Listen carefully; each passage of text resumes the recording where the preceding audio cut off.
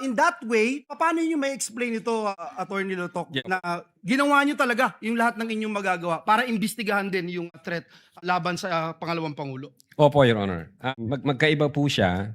Yung grave threats na inatter ng Vice President against the President, apparent po siya, Your Honor. Nakita po namin.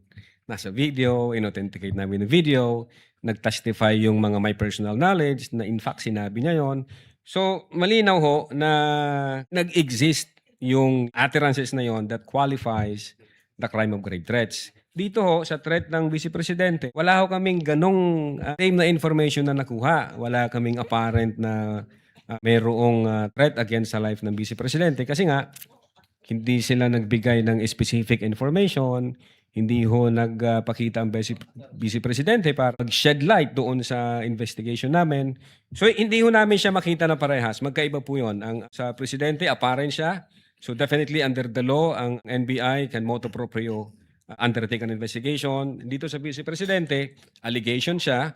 Wala kaming ma-validate na information. So hindi ho pa magti-trigger yung investigation doon. But I am sure, insofar as the intelligence service of the NBI is concerned, continuous ho yung monitoring yan at naghahanap po sila ng mga lead para masolidify yung information na yan.